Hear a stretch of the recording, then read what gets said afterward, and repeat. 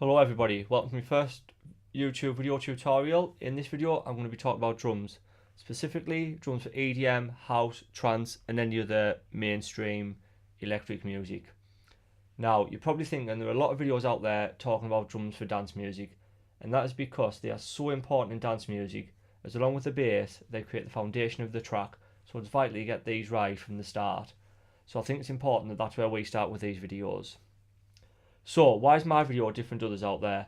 Well, I've broke this video down into three parts. Part 1, we'll talk about the DNA of drum samples, what they are made up of and why this matters. Part 2, we'll talk about the different types of drums and their purpose within the beat or track. And Part 3, we'll take a look at some different drum patterns just to get you started. So, rather than just showing you how to make patterns, I want to provide you with some theory behind why these things are done this way and the effect this has, so you can take this information for yourself and start making your own informed decisions in the studio rather than just copying everyone else out there. So, without further ado, let's get on with it. All sounds are made up of waves, and drum samples in general have three parts to their wave: the transient, the body and the tail. To demonstrate this, we'll take a look at a kick sample. So here's the full kick sample we're going to be using for our demonstration.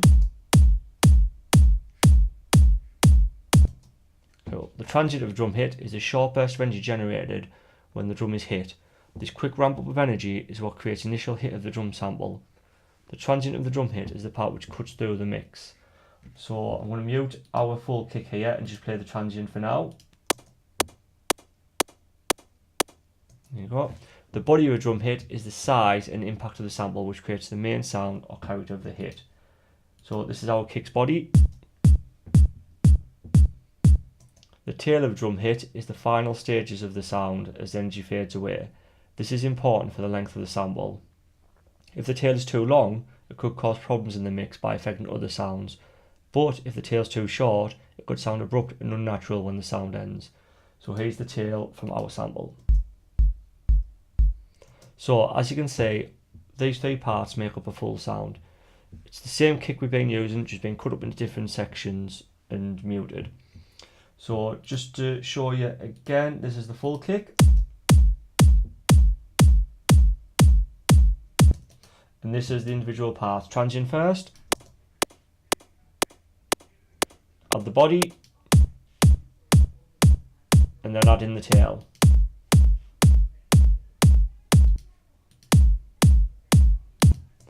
So that briefly covers the DNA of drum samples. Now let's look at the drum parts and their purpose in the track. So what I've done over here before I've started recording this is I've actually come up with a little 4x4 drum pattern. That's because the majority of your time when making drums will be either coming up with or selecting appropriate samples. Nothing can beat really getting a good sample and a good sound going for them. But arguably the most important part of a drum pattern and the track as a whole is the kick drum. The kick drum takes room in the full frequency spectrum, but the majority of its power lies in the low end. So this is our kick we've got going.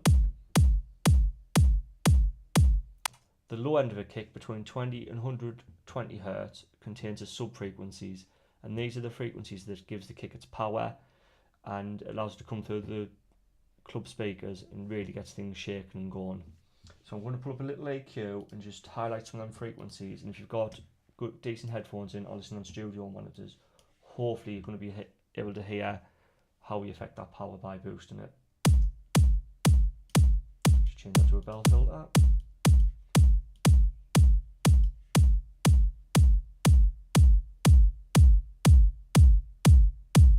See there, it's really come through a bit more.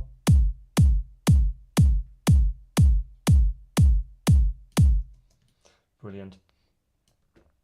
The mid-range of a kick, 120 Hz to 1000 Hz, is what gives the kick its knock, crack or bang. And this is the part of the kick that comes through devices that can't reproduce the low end, such as mobile phones and in-ear headphones. So it's quite important for the kick to have that knock nowadays, because that's how most people listen to the music. So they don't feel like the kick's basically either drowned out or they just can't hear it full stop.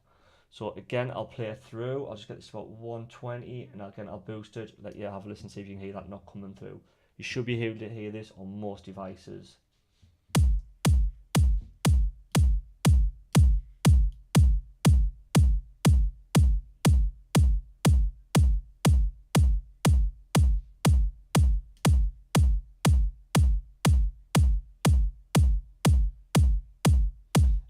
this one I was just coming through at about 500 hertz mark, roughly. Now the high end of a kick is between 1000 and 18,000 hertz. This adds the crunch and bite to the kick, which defines its character.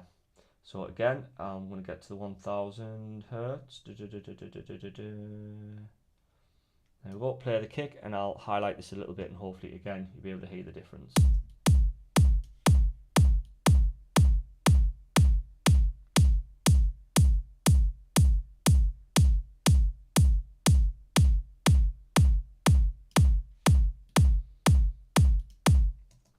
Yep, cool.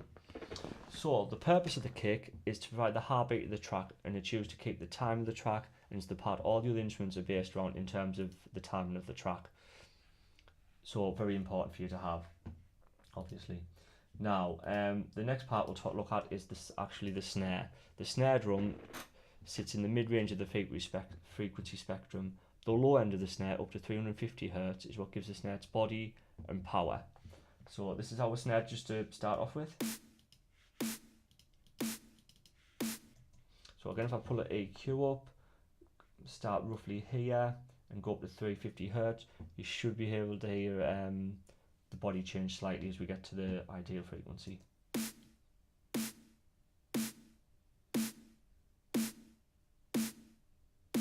And for ours it's about 215 roughly.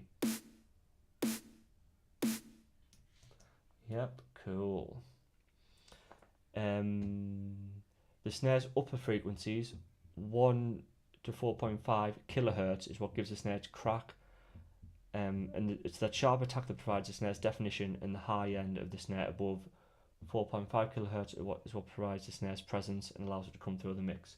So first of all, we'll go to 1000 and have a look at that crack and snap.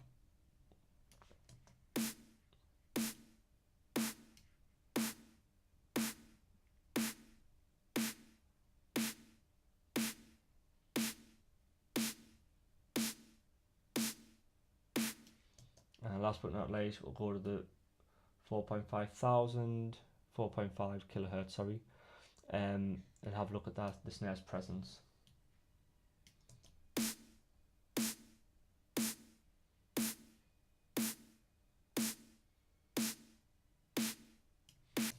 Now, one thing I did forget to mention is the kick is played on, in terms of EDM, dance, and that kind of stuff, is on every beat. So we get a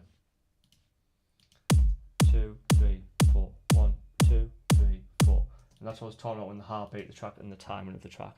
The snare provides the contrast to this kick and falls on the third and fourth beat usually.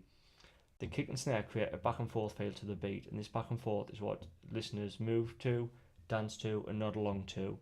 So it's important to get a good relationship between the two going. So just our kick doing its thing, and then we'll drop in the snare. 1, 2, 3, 4.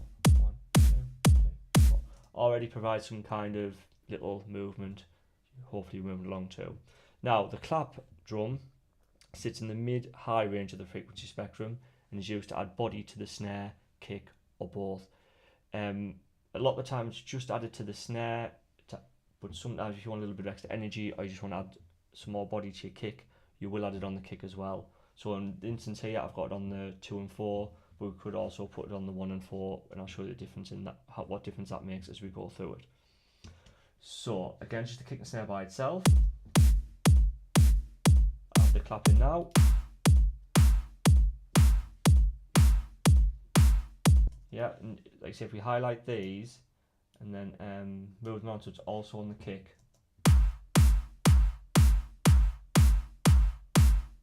See how it kind of changes the energy, gives it a bit more, gives the track a bit more pace. That's something you can do if you feel that's what your track needs. The rides. Now the ride is a cymbal drum part, and it resides in the top end of the frequency spectrum, and they're basically usually layered with the kick and the snare. So what happens is you've got the kick covering the low frequencies, the snare covering the mid frequencies, and the ride covering the high end frequencies. All these together create a full frequency sound which provides the power in the mix. So I'll just play the ride by itself, and then I will play the kick, snare and clap, and drop the ride in about halfway through so you can hear the difference.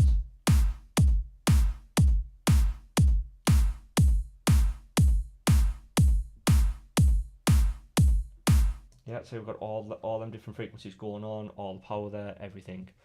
Now, closed hi-hats also reside in the top end of the frequency spectrum and are played on note divisions of 8th, 16th, 32s.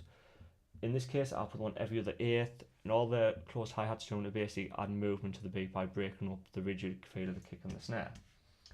So this is it by itself, nothing really fantastic. But if I play it without it, and then drop it in, see how it just breaks that up a little bit.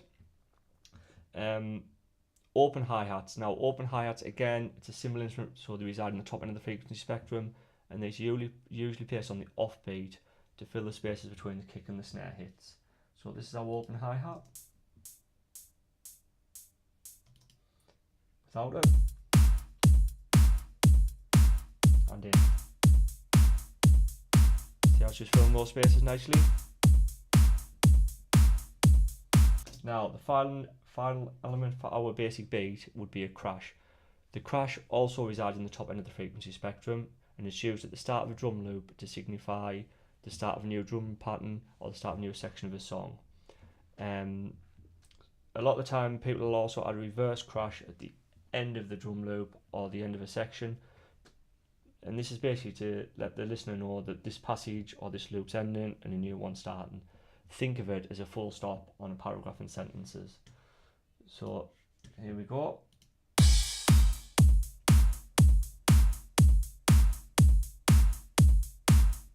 Let's crash. See how it just adds that finality and lets us know something's going on. So that's basically the elements of a drum kit and what they do. Now we'll take a look at some different drum patterns to get you started. So 2 things to consider when creating your drums is, first of all, the sounds. The sounds you pick or create should suit the genre you're doing. This is so the track feels like it should be in that genre and people recognise it. So people buy it, stream it, listen to it and play it out. If you don't do this, you're kind of off to a bad start before you even get to anything else. So it's a really good idea to get the right sounds in there. The second thing is the tempo of your track, the speed of the track. Again, aim for the tempo of the genre you're creating so it fits in there nicely and people recognise it. So the drum beat we create here is what's known as a 4 to the floor or 4/4 drum beat. And if we knock the tempo up to 128 and just pull this reverse crash back a little bit so it's where it should be. Now this would be ideal for a generic EDM track, for a house track or a club remix track.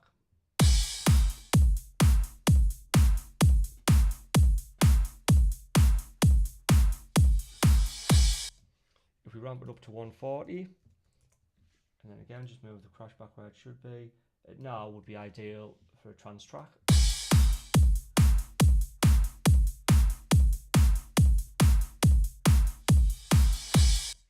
And if we go to the realms of 170, it would now also work for the harder side of dance, hard dance, UK hardcore, happy hard, anything like that.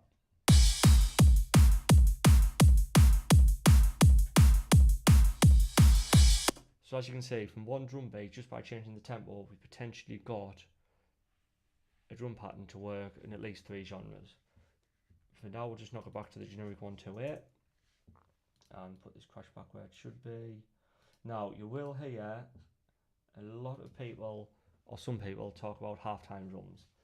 All halftime drums is putting the kick on the 1, like so, and then putting the snare on the 3 and copying and pasting all that over.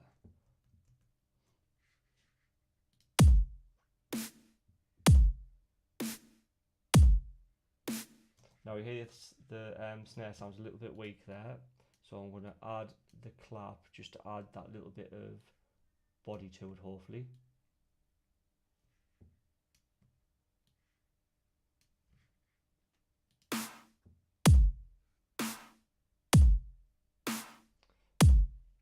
Now, this kind of beat would predominantly be used at a breakdown section of the track just to keep the energy, or possibly a transition section, again just to keep the beat and keep people interested. However, if you crack it up to 150, 160, or go with 155, split the difference, you now kind of have a traditional dubstep pattern going. Now, bear in mind, I did say that the sound you pick should fit the genre. These drums and sounds here are not dubstep sounds traditionally, but it hopefully gives you an idea of how to program if you did have the right sounds.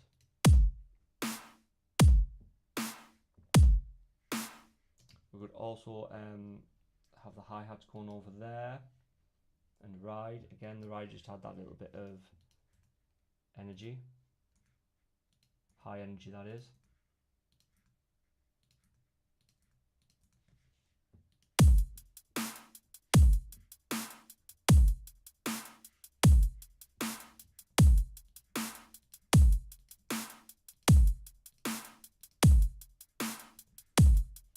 An open hi-hat, close hi-hat even. I was right the first time, right, Mum? Now crash is to symbolise the start and end again.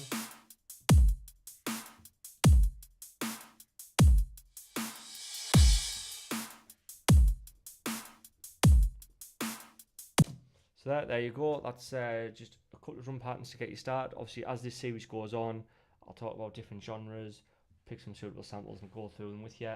But for now, I have, by this point, hopefully got the first 10 videos of the series recorded. If there's anything you would like us to cover or talk about, please drop it in the comments, chuck us a message, let us know. And if I think I can do it, I'll try and get that out for you. Thanks very much. Have a good day, everyone, or night.